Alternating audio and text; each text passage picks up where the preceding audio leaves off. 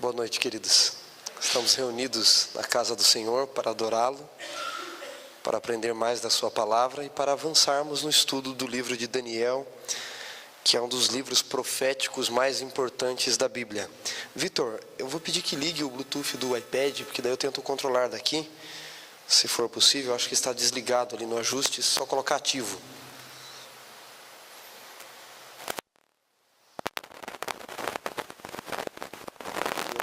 Só ativá-lo e eu controlo daqui. Ele estava desligado, eu acho. Ok? Tecnologia às vezes falha um pouquinho, não é? Muito bem, consegui. Queridos, nós vamos abrir a palavra de Deus em Daniel 7 para estudarmos, mas eu não quero fazer isso, ousar estudar as Sagradas Escrituras, sem pedir sabedoria vinda dos altos céus. Feche seus olhos, vamos orar. Eterno Deus e Pai, nesta noite nós estamos aqui reunidos para estudar a Tua Palavra, para ouvir a Tua voz, para nos prepararmos para o grande dia do Deus Todo-Poderoso, quando Jesus virá para nos buscar. Suplicamos ao Senhor que nos dê sabedoria para entender e poder para praticar aquilo que aprendermos. Assim oramos por Jesus. Amém. A Bíblia é um livro interessante. Talvez o livro mais atacado em todos os tempos, mais debatido, mais contestado. Ninguém questiona, por exemplo, como questionam a Bíblia, o livro de Mórmon, o Alcorão, o Mishnah. Ninguém questiona como questiona as Sagradas Escrituras. Diante da Bíblia nós temos duas posições a tomar. Ou a rejeitamos e dizemos que isso aqui é ideia de loucos, mas se você assim pensar, você tem que me responder como poderiam loucos, se assim foi, escreverem coisas tão tremendas como aqui escreveram. Nós teríamos que pensar nisso.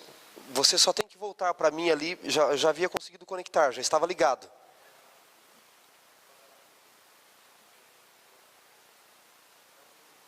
Ela vai aguentar, com a graça de Jesus, ela vai suportar.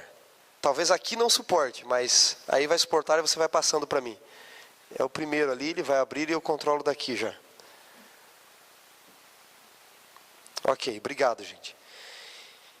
Então, se a Bíblia não foi produzida por loucos, porque ela é uma literatura tremenda, se fosse analisada só do ponto de vista da literatura em si, eu tenho que aceitar a Bíblia como palavra de Deus. E se eu aceitar a Bíblia como palavra de Deus, tem um ponto aqui que eu preciso colocar. Eu tenho que segui-la. Eu tenho que obedecê-la. Eu disse para vocês que eu fui criado pelos meus avós e durante um tempo, já contei aqui, eu fui criado, depois fomos morar com a minha mãe. Minha mãe trabalhava à noite e ficávamos, minha irmã mais velha, eu, meu irmão, que eu tentei tacar fogo nele, já contei aqui essa história, né? Graças a Deus não consegui. Era criança, fui brincar de bombeiro e bombeiro precisava de fogo, né? E ele estava dormindo e eu joguei álcool em torno do colchão e quase que eu não consigo apagar. Eu fui uma criança bem peralta. Eu acho que 8 anos, meu irmão tinha 6. Já tinha vivido bastante, né? Foi uma tragédia aquele dia. Mas às vezes minha mãe deixava alguma ordem para minha irmã mais velha. E minha irmã, para buscar autoridade naquilo que nós devíamos obedecer, ela dizia assim: foi a mãe que mandou. E se nós aceitássemos que aquela ordem tinha vindo da mãe, ou você obedecia, ou sofria as consequências. Se você aceita que a Bíblia é a palavra de um Deus, do seu Criador, ou você segue, ou você rejeita. Porém, se você rejeitar, tem consequências. A Bíblia adverte, ok? Por que eu estou dizendo isso para vocês? Porque algumas pessoas acham a Bíblia maravilhosa, fantástica. Eu conheço a história de um alcoólatra que começou a ler a Bíblia e cada folha que ele virava da Bíblia ele dizia glória a Deus, aleluia, esse livro é inspirado. Lia mais um pedaço da Bíblia e dizia amém, seja louvado o Senhor, que livro maravilhoso. Ele chegou em Provérbios ali, capítulo 20, capítulo 21, e ali diz assim: não te mistures com o álcool porque é escarnecedor, não seja escravo do álcool. E aí o alcoólatra pegou, jogou a Bíblia e disse: isso aqui foi escrito por homens, não vou obedecer.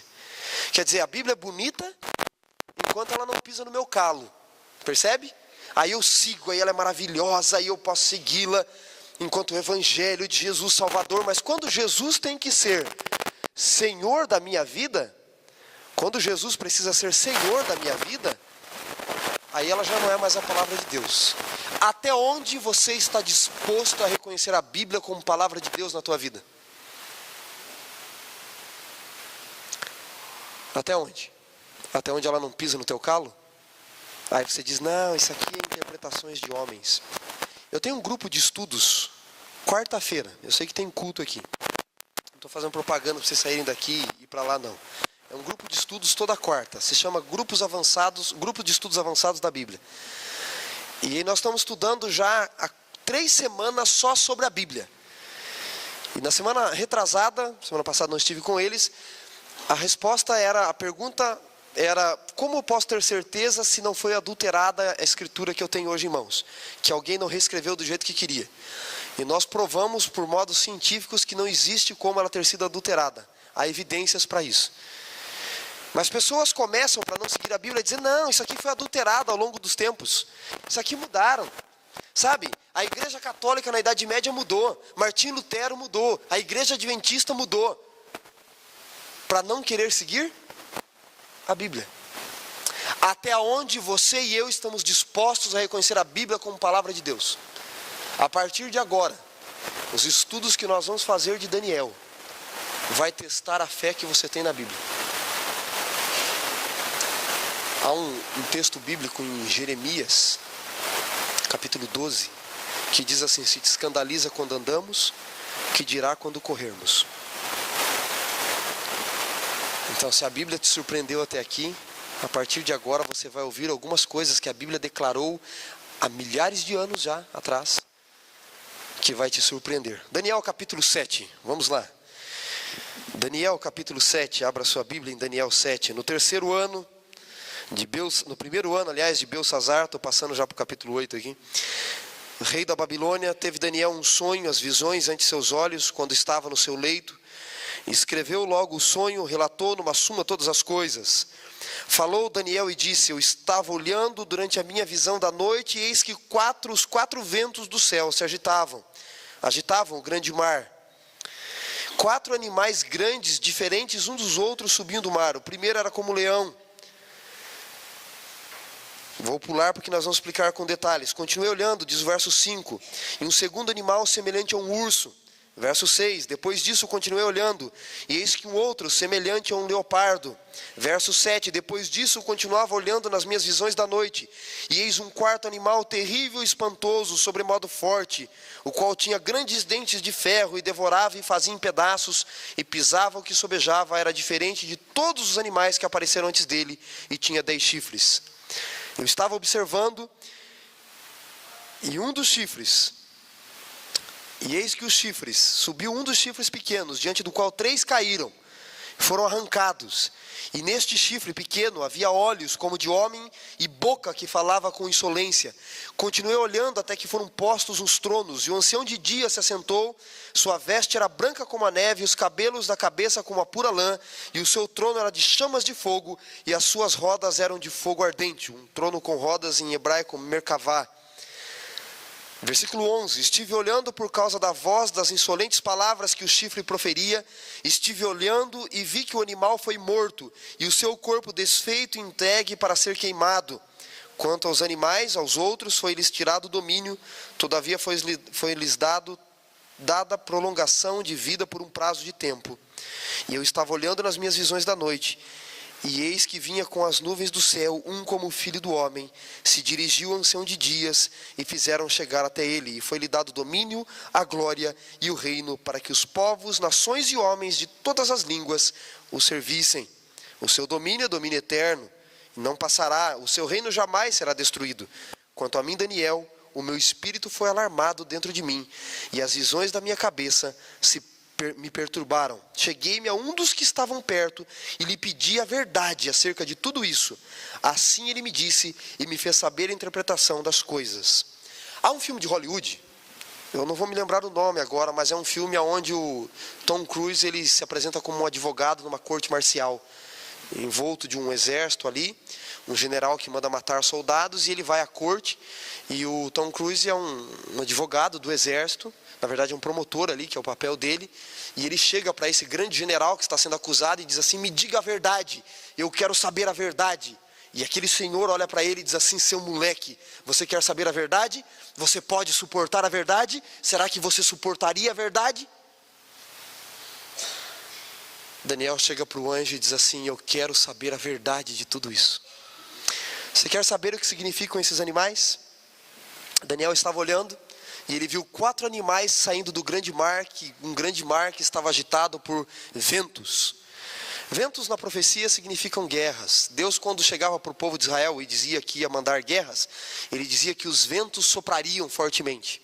Mar, segundo Apocalipse, capítulo 17, verso 15, se você quiser conferir lá, águas, mar, rios simbolizam nações, ok? Guerras agitando nações. Ventos soprando sobre o mar significam guerras agitando as nações. Daniel estava no seu leito, portanto, e ele estava perturbado por muitas coisas, e Deus queria mostrar para ele que podia confiar a despeito de algumas situações. Ali estava Daniel sonhando, e ele vê então 4 grandes animais que agitam o grande mar. O mistério foi revelado a Daniel. Versículo 17, depois que ele quer saber a verdade sobre as coisas, o anjo começa a dizer o seguinte, no verso 17: esses grandes animais são o quê? 4 grandes reis ou reinos, pode ser a tradução, que se levantarão sobre a terra. Daniel, esses 4 animais são 4 reis ou reinos que vão se levantar sobre a terra.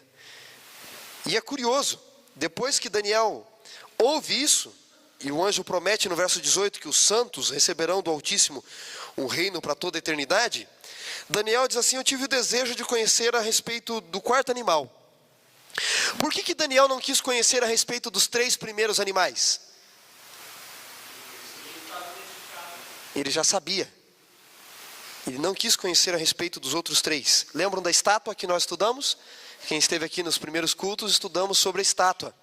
Cabeça de ouro, peito de prata, quadril de bronze, pernas de ferro, pés misturados em barro e ferro, e uma rocha que é cortada de uma montanha e atinge essa estátua. A cabeça de ouro da estátua simbolizava o que mesmo? Babilônia. O peito de prata? Média e Pérsia. Quadril de bronze? Império Macedônico ou Grego de Alexandre o Grande. Pernas de ferro? Roma. Pés misturados de barro e ferro? Roma dividida. Roma ocidental, a Europa dividida, ok? Esses animais, eles correspondem aos períodos dos reinos da estátua.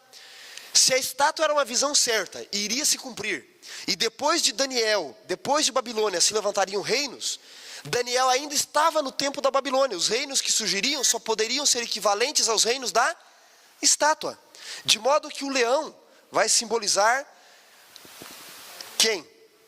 Babilônia, a cabeça de ouro da estátua.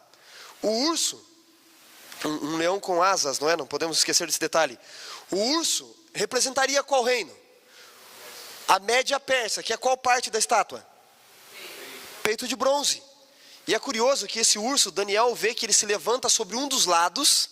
Percebe? Quando o urso se levanta do mar, ele se levanta assim. Por quê?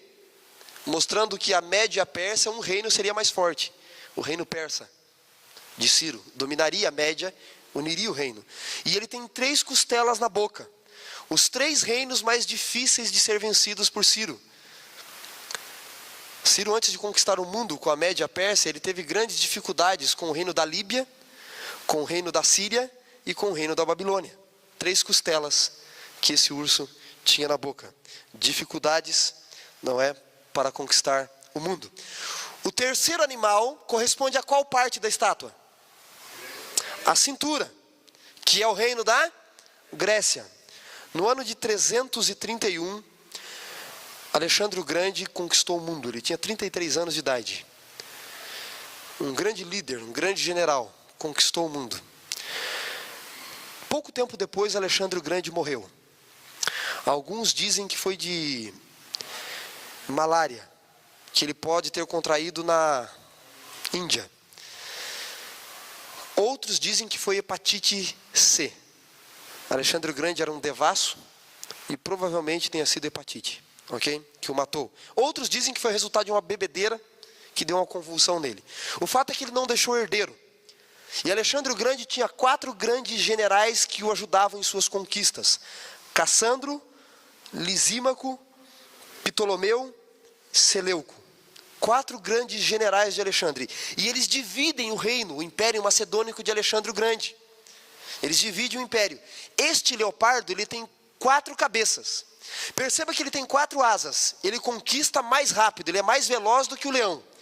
E Alexandre o Grande conquistou o mundo numa velocidade tremenda, em pouco tempo. E ele tem 4 cabeças. São os 4 generais que assumiriam o poder deste reino. Muita coincidência? Eu chamo de providência. Não existe coincidência para Deus. Mas Daniel já sabia disso, não sabia? Ele já sabia que esses animais que representam o reino surgiriam por causa da estátua. Ok? Se você quiser voltar para comparar novamente no visual, você tem ali então a estátua correspondendo ali aos animais. O leão, o urso, o leopardo e o animal terrível e espantoso que corresponde à última parte da estátua. Mas Daniel sabia do 4º reino também ou não? Sabia. Ele sabia das pernas de ferro da estátua, que viria um outro reino. Então não é porque ele conhecia somente dos outros reinos que ele não quis conhecer os 3. É porque alguma coisa chamou a atenção nesse 4º animal, nesse 4º grande reino. Ok? Um animal terrível e espantoso. Tem uma caricatura dele ali, mas é só para tentar definir. Daniel não conseguiu defini-lo. O bicho era feio, só dá para saber disso. Terrível e espantoso, que saía do grande mar, de onde saíram o urso, o leão. Vocês percebem que tem uma imagem subliminar aqui, não é? Do leopardo, do urso, do leão. Consegue identificar ali de longe? Mas esse animal saiu do mesmo grande mar. O que significa mar mesmo? Povos, nações. Esse reino surgiria das nações. O que significa animal mesmo? Reino. Então seria um 4º reino que se levantaria sobre a terra. Que reino, que império. Quando a gente fala reino, não é que dominou um pedacinho não, tem que dominar todo mundo, tá? Império mundial. Qual foi o império que sucedeu ao Império Macedônico, o Império Grego? Roma. A partir do ano 164, Pompeu começou as suas investidas pelo mundo. Ok? No ano 64, Júlio César já estava dominando o mundo com o Império Romano. E depois ali, a partir do ano 27, o Otávio Augusto, que foi o primeiro imperador de fato de Roma, expandiu toda a conquista do Império Romano, chegando na Palestina e dominando o mundo de uma vez por todas ali. Ok? Depois de Otávio Augusto, veio Calígula, depois veio Tibério, depois veio Cláudio, que reinou até o ano 41, até o 54, né, de 41 a 54. Depois veio Nero, de 54 a 68. Depois de Nero, nós tivemos ali 3 imperadores, não é? Não me lembro o nome de um, mas Otão, Vitélio, o outro não me lembro. Depois Vespasiano, que havia cercado no ano 70 Jerusalém. Quando Vitélio morre, ele vai para Jerusalém, para Roma, para assumir o poder, voltando de Jerusalém.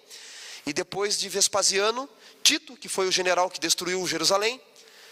Tito Flávios assume o poder. Depois você tem ali Domiciano, que é o que manda prender o apóstolo João. São os imperadores romanos. Roma assumiu o poder mundial depois da Grécia. O 4º animal terrível e espantoso seria quem? O Império Romano. Mas por que esse império chamou a atenção de Daniel? Veja só o versículo 19. Então tive o desejo de conhecer a verdade a respeito do 4º animal, que era diferente de todos os outros, muito terrível, cujos dentes eram de ferro. Curioso, que parte da estátua era de ferro? As pernas. E esse animal, ele tem partes aqui sendo descritas de ferro. Interessante isso, não é? Mas olha só que interessante. As unhas deste animal eram do quê? De bronze. E devorava e fazia em pedaços e pisava tudo que sobejava. Qual império tem a parte de bronze na estátua? A Grécia. É a parte de bronze, a cintura de bronze da estátua. Por que esse império ele tinha partes de ferro, as pernas da estátua, mas ele tinha resquícios de bronze? Por causa da cultura grega. Falar para quem sabe, né? Por causa da cultura grega. Roma dominou a Grécia belicamente, mas não dominou culturalmente. Ainda no Império Romano, a língua mais influente e a cultura mais influente era a cultura grega. O Novo Testamento, que foi escrito no período do Império Romano, o Novo Testamento foi escrito do ano 50 até o ano 90, o Novo Testamento foi completado. Foi escrito em qual língua? Grega. Por que não foi em latim, se era a língua oficial do Império Romano? Muito simples. Qual a cultura que domina o brasileiro? Estados Unidos, acho que nunca vai precisar invadir-nos com tanques de guerra e aviões. Isso dá muito custo. Fica muito caro. Como é que eles nos invadiram? Culturalmente. Você pode entrar em qualquer lugar do mundo. Quando você vê uma estrela amarela brilhando no horizonte em forma de um M, você já sabe que é o quê? McDonald's. Você está lá nas regiões da Arábia, você está lá na Alemanha, não é, Palone? Aí você não tem o que comer, o que você procura? A estrela amarela do Oriente, do Ocidente, aliás, não é? McDonald's. Até parece que é nosso, não é? A gente vai para fora e perguntam para você, da onde você é, não é? Where is from? I'm from Brazil. Ah, Brasil, samba, mulheres, futebol. Até parece que a gente é só isso, né? Parece que ninguém estuda, ninguém faz faculdade, ninguém trabalha. Percebe? Como é que a mulher brasileira é representada lá fora? Culturalmente, povo inteligente, tecnológico, que desenvolveu tudo. Quem foi? Quem inventou a internet? Ou pelo menos aperfeiçoou, né? Mas quem fez tudo isso com a internet? Estados Unidos. Quem inventou o iPad? Quem inventou o iPhone? Quem inventou os Ais da vida? Apocalipse nós vamos estudar mais para frente um dia aqui. Fala dos Ai, né? Primeiro Ai, segundo Ai, terceiro Ai. E agora tem o quarto iPad. Não é? Culturalmente somos dominados. Mas Roma foi dominada por quem? Pela Grécia. E a Grécia ainda domina até hoje, se formos analisar com mais cuidado. Esse animal, ele tinha pedaços do outro reino, de bronze. E diz o seguinte, verso 20. E quis saber a respeito dos 10 chifres. Pode ser coincidência, alguns teólogos não aceitam. Mas qual parte desse império de ferro foi dividido? Na estátua. Os pés. Quantos dedos? 10. Quantos chifres? 10. Percebe como tudo está coadunando com a estátua? Por isso que eu estudei a estátua de Daniel primeiro com vocês. A importância de entender a profecia da estátua. Um reino dividido. 10 chifres. Esses chifres são poderes. 10 reinos que se levantarão deste reino. A história nos comprova que ali no ano 476 da nossa era já, da era cristã, Roma ocidental foi invadida por tribos bárbaras. Eu não vou lembrar o nome de todos aqui. Hunos, godos, ostrogodos, vândalos, érulos, visigodos, alamanos, francos, que é a França, suevos, faltou um só, hein? Hunos já falei. Bom, são 10 tribos que invadiram Roma, tribos bárbaras que invadiram Roma e dividiram Roma ocidental em pedaços. A própria Roma foi invadida, a Itália. Só que eles vão reconquistar esse poder depois. Os germanos, parabéns, viu? Vou te dar um brinde semana que vem aqui que eu vou te dar um CD, tá? Um DVD, aliás, Princípios. Os germanos que estão ali, Alemanha, né? Muito bem. 10 tribos invadem Roma. E dividem Roma ocidental. Roma só continua com poder imperial no lado oriental, cuja capital era Constantinopla, fundada por Constantino. Mas Roma não se conforma. Ela volta a fazer aliança com algumas tribos, com os érulos, com os godos, e ela joga uma tribo contra a outra, depois ela pega uma outra tribo ali próxima, e ela derruba 3 chifres desses 10, e recupera o poder de Roma ali, da Itália. Eles recuperam o poder. Olha que interessante que diz o texto bíblico, acompanhe comigo. Verso 20. Também a respeito dos 10 chifres que tinha na cabeça, e de um outro que subiu, diante do qual caíram quem? 3. A Bíblia e a história estão se equiparando. 10 chifres invadiram Roma, 10 reinos, 10 tribos. Mas Roma conseguiu depois derrubar 3. Nessa ocasião, Roma já não era Roma pagã. Estou falando aqui da história, tá, gente? Então, espero não escandalizar ninguém, nem ofender ninguém. Isso é histórico, você pode comprovar. Roma, ela foi império mundial de 2 formas. Primeiro, Roma pagã. A religião oficial era o mitraísmo, ok? Do deus Mitra, que é o deus Sol. Até hoje você encontra resquícios em Roma de Mitra. Depois de Constantino, Roma deixou de ter uma religião pagã do ponto de vista bíblico e adotou uma religião oficial para o Império Romano. Qual era? Qual? Cristianismo. O cristianismo era terrível. Clemente chegou a declarar, um dos advogados romanos em favor do cristianismo, que não adiantava matar os cristãos, porque o sangue deles era como adubo para regar as sementes da terra. Quanto mais cristãos Roma matava, mais cristãos surgiam. Quando Constantino, ali a partir do ano 300, assumiu o poder, Constantino tinha 3 grandes problemas para enfrentar como estadista, como imperador. Ele tinha o problema de que o judaísmo estava fazendo um estrago enorme ainda no império, ali na região da Palestina. Ele tinha um problema de que o mitraísmo, que era a religião oficial do Império Romano, estava em decadência. E ele tinha um problema de que o cristianismo estava crescendo demais. E antes mandavam matar cristãos, só que agora senadores e mulheres de senadores, na época de Constantino, haviam se convertido secretamente ao cristianismo. Não dava para mandar matar políticos influentes, nem suas esposas. Então Constantino pensou, o mitraísmo está em decadência. O judaísmo está me dando problema, o cristianismo está ascendendo muito. Eu tento matar cristão, e quanto mais cristão eu mato, mais cristão surge. Bom, se eu não posso vencê-los, me uno a eles. Percebe? Constantino foi uma raposa política. Então ele disse, agora, a partir de hoje, eu me converti ao cristianismo. Mas não dava para ser do nada, ele tinha que contar uma história. Então ele disse o seguinte, Constantino estava guerreando contra um outro candidato ao império, e ele diz o seguinte, quando eu estava para assumir o poder, para invadir Roma, passar ali a ponte do rio Tíber, né? Tíber. Na noite que ele se preparou para o grande ataque, ele disse, eu tive um sonho. Eu vi a cruz de Cristo, com a bandeira romana em volta dessa cruz. E na cruz estava a seguinte inscrição em latim, in hoc signus vinces. Sobre este símbolo vencereis. E o Deus dos cristãos me garantiu a vitória. A partir de hoje, eu sou cristão. Imagina se você fosse cristão na época de Constantino. Perseguido.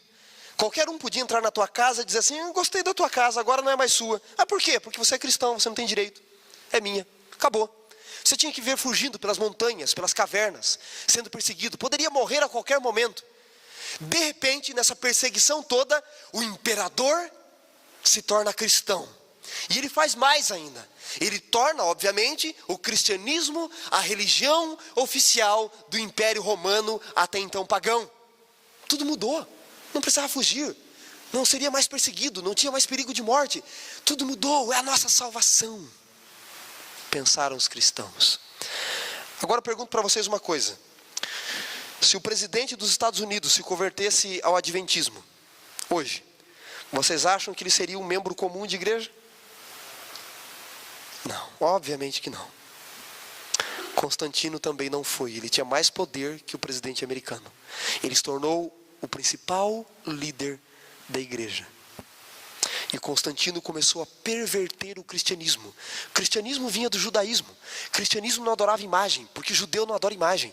O cristianismo não guardava o domingo, porque judeu não guarda o domingo. O cristianismo veio do judaísmo. O cristianismo é uma religião bíblica, veio para corrigir uma coisa no judaísmo. Qual foi o erro do judaísmo como religião? Não reconhecer que o Messias tinha chegado. Agora Constantino começa a mudar as coisas dentro da igreja cristã. Olha só o que diz o texto bíblico. Esse chifre pequeno, que óbvio, não começou na época de Constantino, mas ele deu, não foi na época dele, mas ele deu início. Esse chifre pequeno final do verso 20. Tinha uma boca que falava com insolência e parecia mais forte do que seus companheiros.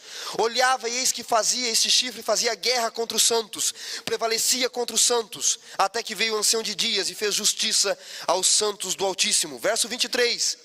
E ele disse: o quarto animal será um quarto reino na terra, o qual será diferente de todos os outros reinos. Devorará toda a terra, pisará os pés e fará em pedaços. Os 10 chifres correspondem a 10 reinos que se levantarão daquele mesmo reino.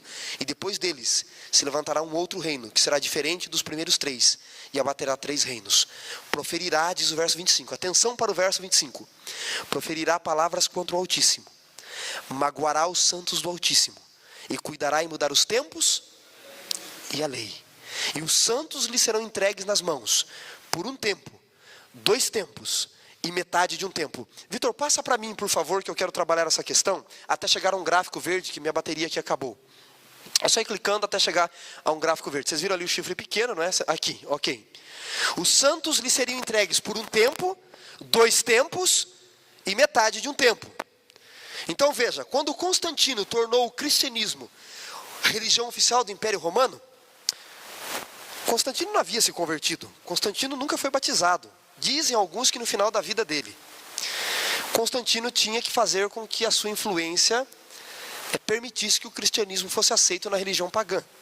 Só que não era tão simples lidar com senadores romanos, pagãos, com o Império Romano pagão. Então Constantino tinha que fazer um meio termo. Ele dizia o seguinte: olha, os cristãos não adoram imagem, os pagãos adoram imagens. Então vamos fazer o seguinte, para ficar meio termo, o que ele começa a fazer? Criar imagens de personagens conhecidas do cristianismo. São Pedro, São Paulo. Você acha que Pedro aceitaria adoração? Você acha que Paulo aceitaria adoração? Uma vez Paulo e Barnabé chegaram numa região chamada cidade de Icônio, e eles fizeram milagres e as pessoas diziam que eles eram a encarnação de Júpiter, eram romanos, né? E a encarnação de Saturno. E foram adorar Paulo, e o que Paulo fez? Rasgou as vestes e disse: nós somos homens como vocês, não nos adorem. Aí alguns dizem: não, mas não adoram mais os santos, a gente presta homenagens. Mas quem intercede por mim diante de Deus? Um ser humano? Pecador igual eu? Quem é o único intercessor diante de Deus para com os homens? 1 João capítulo 2, verso 1, que diz lá: se pecarmos, temos um advogado junto ao Pai. Quem é que intercede por nós? Jesus, o justo. A Bíblia não diz que é Paulo que intercede, não diz que é a Virgem Maria que intercede, não diz que é Pedro que intercede. A Bíblia diz que quem intercede é Jesus. Ok? Forte? Tem que ser forte. A Bíblia é forte. Bom, Constantino foi paganizando. Havia um outro problema. Ninguém sabia direito quando Jesus tinha nascido. Ninguém foi lá marcar quando Jesus nasceu. Ah, hoje Jesus nasceu. Ninguém queria saber se Jesus tinha nascido numa vila desconhecida, de uma região desconhecida do Império Romano. Mas agora, Cristo era a figura principal da principal religião do Império Romano. Mas ninguém sabia. Bom, mas já que todo mundo adorava o Deus Mitra, e paravam um dia no ano para celebrar o nascimento do Deus Mitra, sabe que dia era que eles guardavam o nascimento do Deus Mitra? 25 de dezembro. Vamos colocar esse nascimento para Jesus. Queridos, não tem problema observar o Natal aí, tá? Como lembrança de que o Filho de Deus entrou no mundo, não é pecado, ok? Mas veja só, nós não sabemos o dia em que Jesus nasceu, nós não sabemos, nem o dia, nem o mês. Não dá para saber ao certo. Uma coisa nós sabemos, não foi no dia 25 e não foi em dezembro. Há evidências bíblicas. Quais são as evidências bíblicas? Primeiro, os pastores estavam à noite no campo com as ovelhas, diz Lucas capítulo 2, a partir do verso 10, se você quiser conferir. Naquela região de Jerusalém, alguém aqui já foi para lá? Jerusalém, aquela região, é uma região desértica, mas faz um frio, o deserto faz um frio terrível à noite. No inverno chega a cair neve. E nesse período de dezembro é inverno lá. E um pastor que se preza com as suas ovelhas jamais estaria no campo nesse período. Ele morreria e as ovelhas morreriam. Então, se quando Jesus nasceu, os pastores estavam à noite no campo, era calor. Não era inverno. Não foi nessa época. Ok? Constantino fez mais ainda.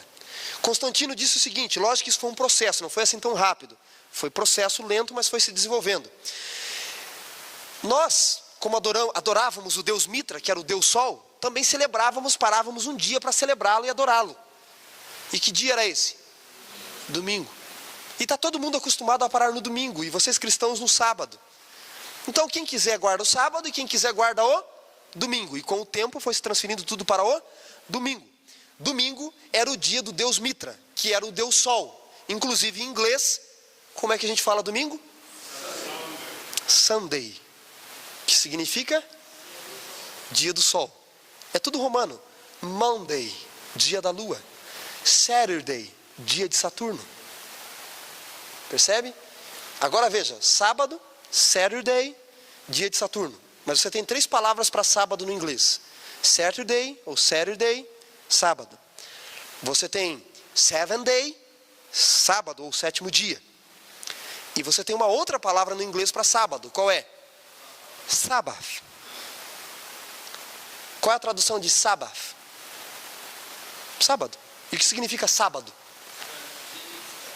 Dia de descanso. A palavra sábado, que é Shabbat, no hebraico, significa descanso. A palavra Shabbat, sábado, significa descanso. Deus criou o Shabbat e Shabbateou no Shabbat, percebe? Descansou no descanso. É uma redundância. Mas eles tentaram mudar os tempos e as leis. Veja de novo comigo o verso 25. Proferirá palavras contra o Altíssimo.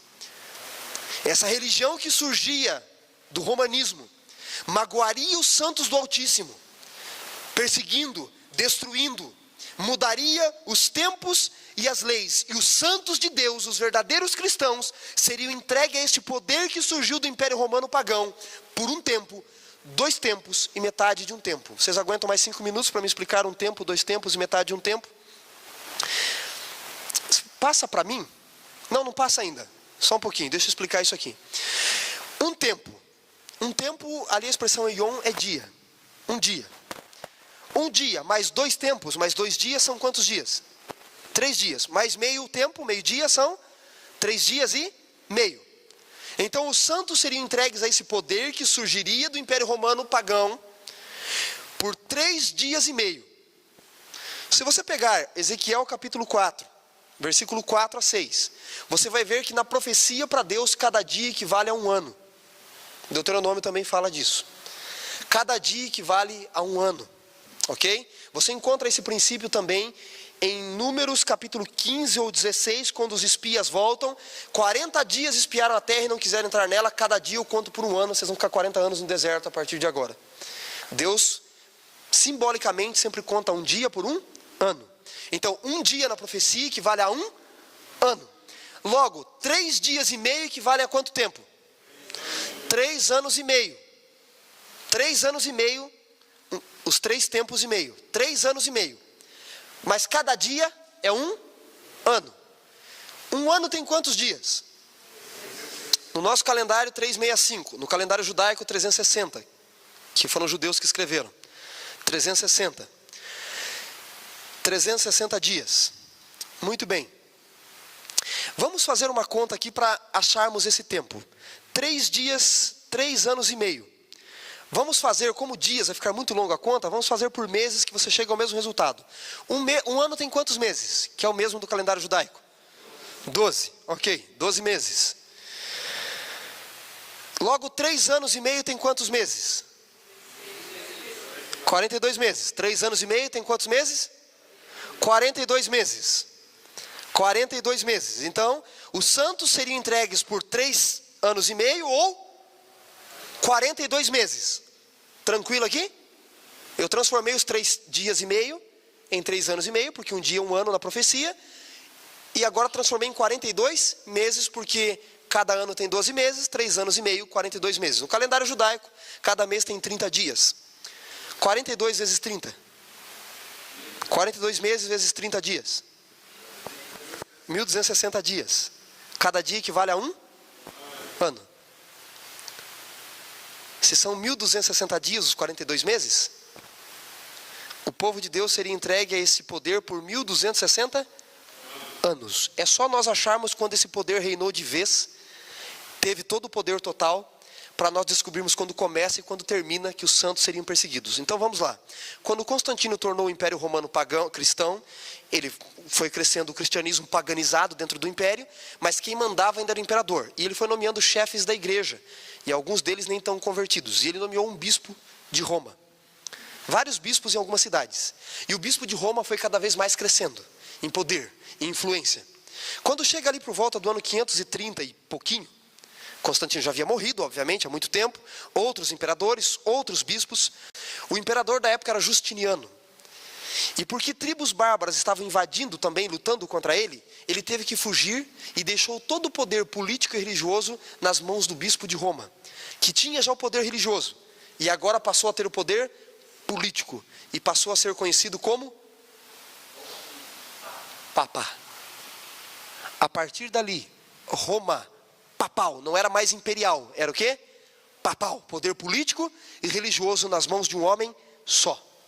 Ok? Mandava e desmandava. Imperadores se curvavam diante dele a partir dali. Ele tem todo o poder. Um dos papas, chamado Papa Leão, foi quem deu o veredito dizendo que o Papa, então, a partir daquele dia, seria inerrante. Seria o grande representante de Deus e nele não haveria erro. E no que ele falasse não haveria erro. Imagina só, eu mesmo declaro que eu não tenho erro. Fácil assim, não é? Mas a influência da Idade Média continua aumentando desde o ano 500. As pessoas, vocês sabem, na Idade Média eram proibidas de estudar. Analfabetismo aumentava no Império Romano. Começaram a dominar, ele tinha o exército do Império na mão. Começou a dominar reinos e subjugar reinos. E você já domina pelo poder e depois domina pela fé. As pessoas teriam muito mais medo dele. Começou a dominar. A partir do ano 538, quando Justiniano lhe dá o poder, é que ele tem todo esse poder. E aquelas pessoas que não queriam se curvar perante o poder romano, de não guardar o dia que Constantino tinha estabelecido, a forma de adoração com imagens que Constantino tinha estabelecido, elas seriam perseguidas. Veja, antes pagão perseguia cristão, agora cristão, entre aspas, perseguia cristão. E a partir daqui, esse chifre pequeno, um poder que surgiu do meio do Império Romano e se tornou mais forte que todos os outros, a partir de 538 começa de fato a perseguir o povo de Deus. Quanto tempo perseguiria mesmo? 538. Começou. Mais 1260 anos de perseguição, você para quando?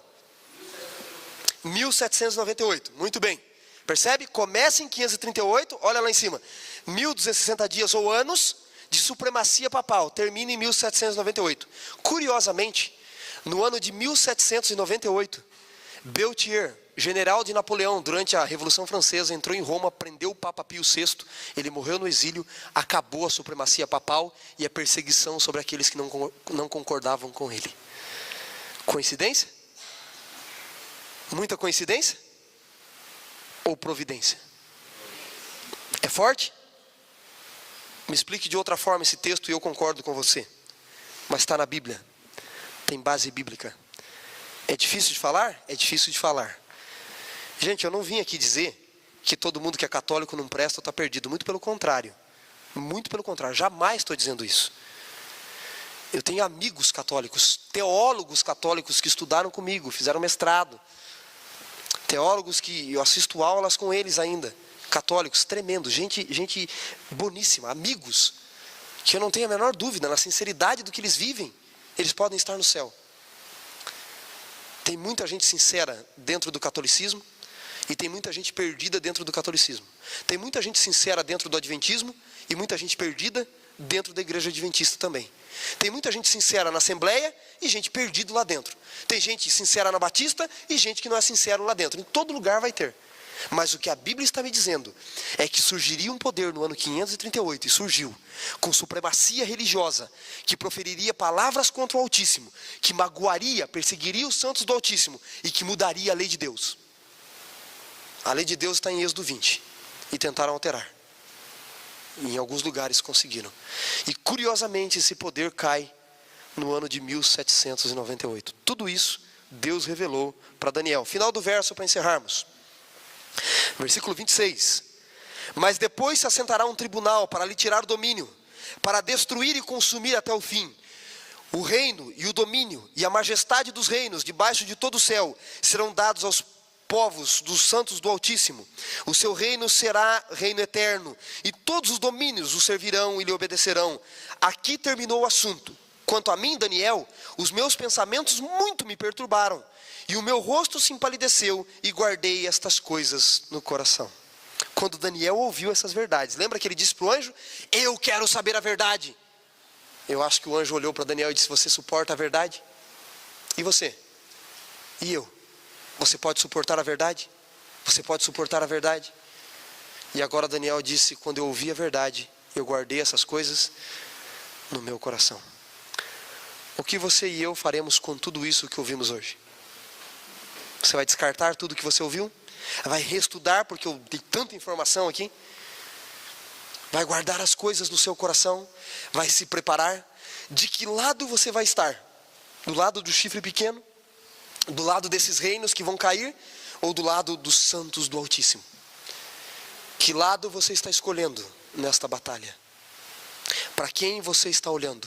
Uma vez, já que estamos falando de tribunal que se assentou, uma vez num tribunal, estava um homem acusado de matar uma vítima e dar fim ao corpo da vítima, que seria condenado à morte.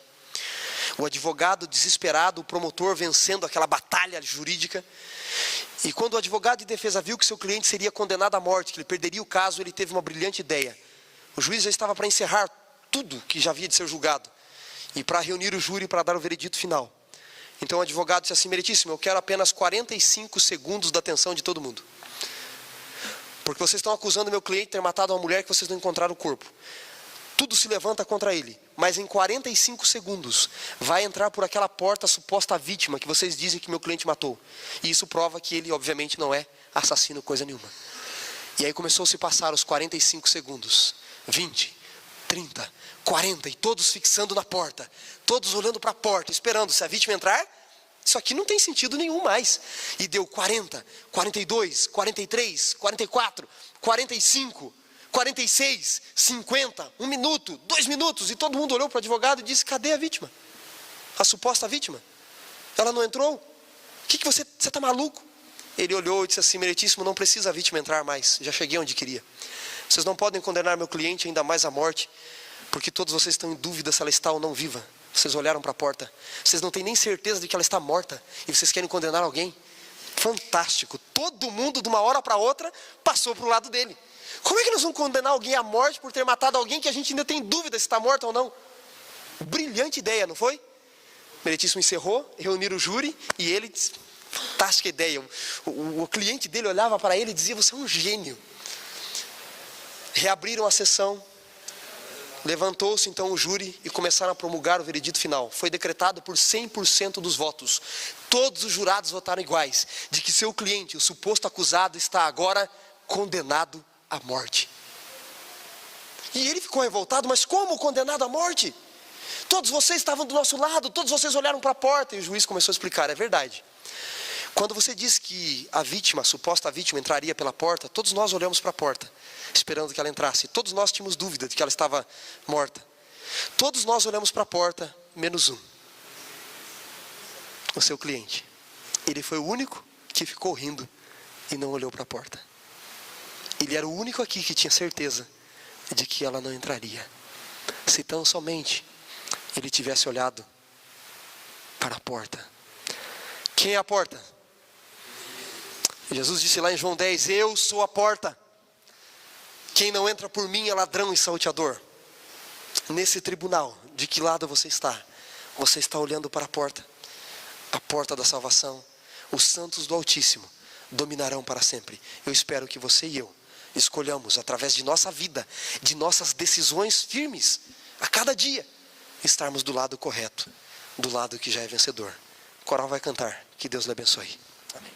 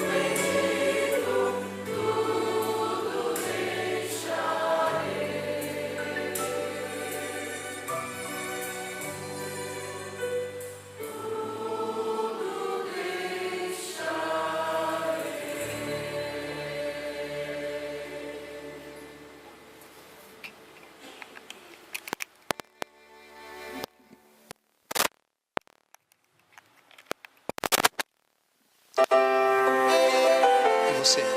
De que lado você vai estar? Você quer entregar tudo a Cristo? Esse é o momento para você fazer a sua decisão. Se você acha que Daniel 7 foi revelador e forte, você não imagina o que vem em Daniel 8 e 9.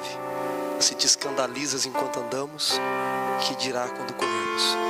Convido você para que no domingo que vem esteja aqui para estudarmos Daniel 8 e Daniel 9. E você vai se surpreender com o que Deus é capaz de revelar.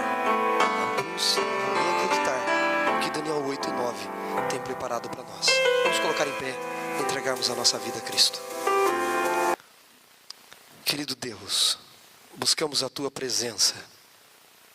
Entregamos a Ti, Senhor, a nossa vida, tudo que temos e tudo que somos. A Bíblia, Tua palavra, ela não diz meias verdades. Ela vai ao ponto, ela toca em nosso calo mais profundo. Ela quer nos mostrar o que aconteceu, o que irá acontecer e de que lado nós devemos estar. Portanto, se nós confiarmos em Ti, a história das nações que vivemos será só um filme que estamos reprisando, porque nada nos pegará de surpresa. O Senhor já mostrou ao Teu povo o que iria acontecer até o tempo do fim. Possamos decidir ficar do Teu lado nessa batalha espiritual e religiosa pela verdade que está acontecendo em nosso mundo. Possamos decidir seguir a Tua palavra como assim diz o Senhor, o caminho correto que devemos andar. Assim oramos por Jesus. Amém, Senhor. Amém. Que Deus lhe abençoe. Tenha uma boa semana na presença do Senhor.